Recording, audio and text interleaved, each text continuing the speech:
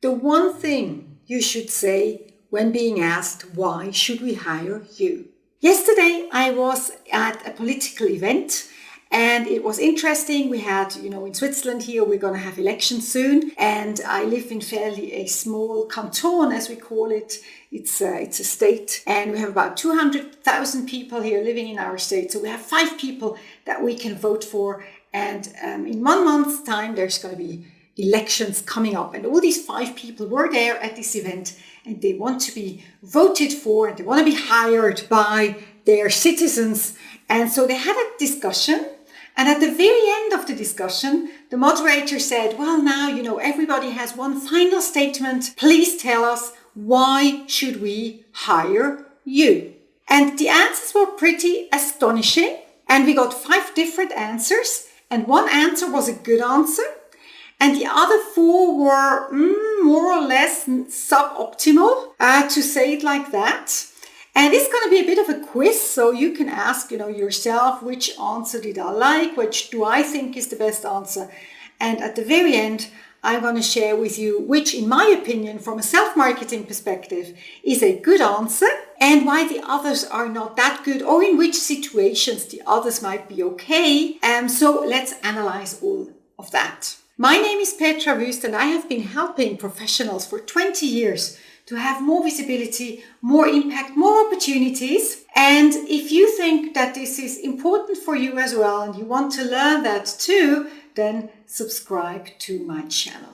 Now let's come back to our politicians and the situation we had yesterday. So they were all sitting on the podium and they have been asked, why should we re-elect you? So let's look at the 5 different answers. Answer number 1, first person said, I love the job.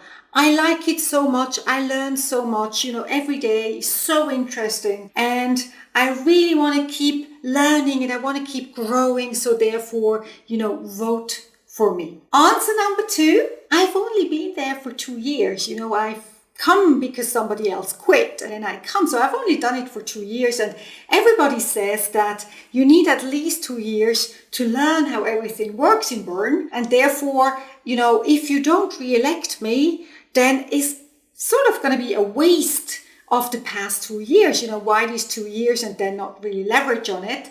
So therefore, vote for me or else these 2 years where I've already done the job will be lost. Answer number 3. I've been doing it for so long. I'm so experienced. I know how it works. I know our state so well. I know the problems. I know the situation. So, I'm so experienced. Vote for me if you don't want to lose all this great experience. And if you want to leverage that experience, vote for me. Answer number 4 was a very long answer. So the person elaborated on why she had chosen to come into politics, why she had chosen this party over another party. I have to be honest, at the end, I lost track and I don't really know why she wants to stay on or why she wants me to vote for her to stay on, because it all got lost in a lot of airtime and a lot of different things that she was talking about. Answer number 5, I work on 3 initiatives.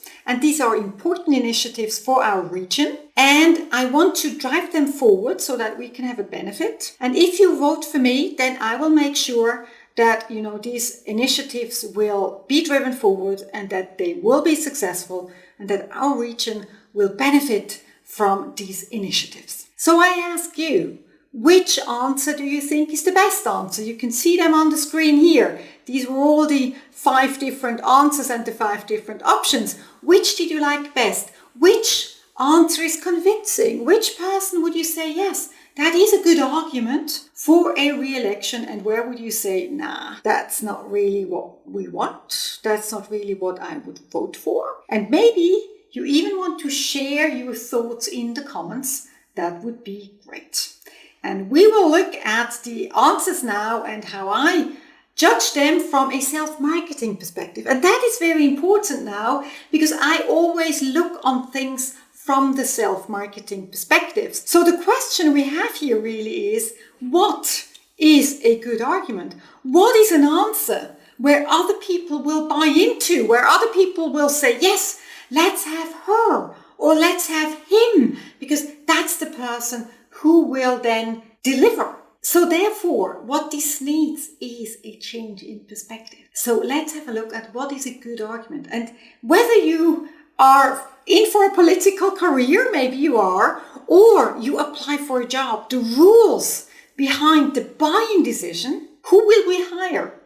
Who will we elect is a buying decision. The reason for a buying decision is always the same. So answer number one was, I really like the job. I learned so much, I want to grow. That, from a self-marketing perspective, is a very bad answer. Because, to be quite honest, I'm not hiring somebody to have fun doing the job. I mean, yes, if they have fun, that's great, of course. Hopefully they have fun too. But in the end, I hire somebody to do a job where I can benefit. So people always want to benefit. People always ask themselves, what is in it for me? And if you're having fun doing your job, that for me is not really that much of a benefit. So that first answer is too egoist. The person just is talking about themselves, what they want. But that's not interesting for me. I want to know, what do I want and how do I get what I want? So never answer that in a job interview. Then answer number two, I've done it for 2 years. Okay, that is from a sales psychological perspective, a very smart answer, because sales psychology says that people don't want to lose on an investment. And if they have invested already these 2 years, they have been invested.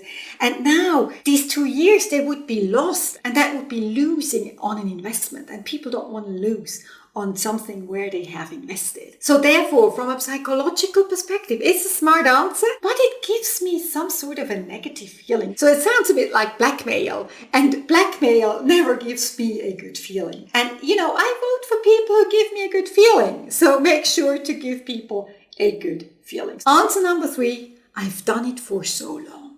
And that's a very good answer for people who appreciate experience. So if somebody says, I want somebody experienced to represent me, that is a super answer. But then there's, of course, a lot of people who maybe want to have something changed, who want to have younger people, who want to have fresh air and new blood. And for those, of course, that is not a very good answer. So that's something that the person has to figure out. Who is my target group? Who are my voters?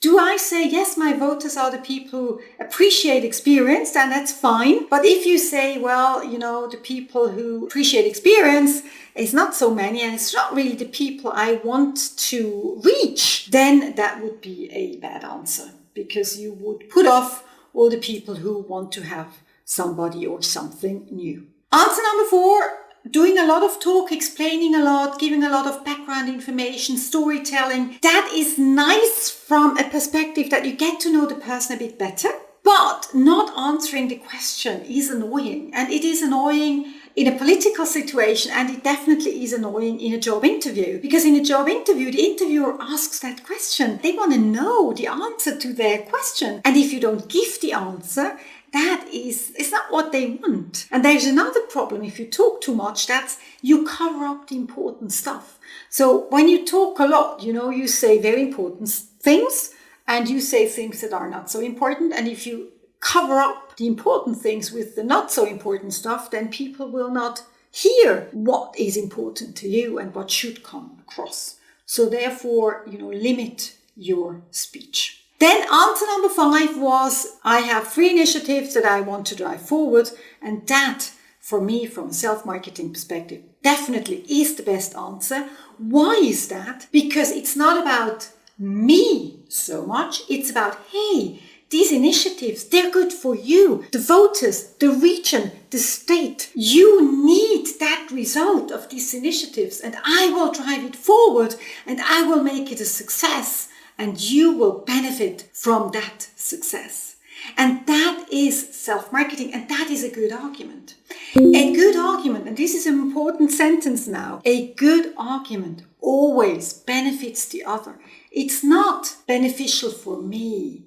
It's beneficial for you. You should hire me because you get something out of it, because you have a benefit. Not because I have a benefit. I have a benefit too, but that's not what I talk about. I talk about your benefit. And that is what makes people hire you, vote for you, because they're all egos. Everybody's an ego. You, me, everybody is human. We want to have a benefit. So show them the benefit. And from a self-marketing perspective, that's the best you can do. So next time, when you're in an argument and you have to break your point across and you want to win others over and you want to influence others and you want to influence decision takers, remember that and figure out before you even go into the discussion, what could I offer them? What would be beneficial for them? And what could I give them so that they say, that's the person we need. And if you liked this video, then subscribe.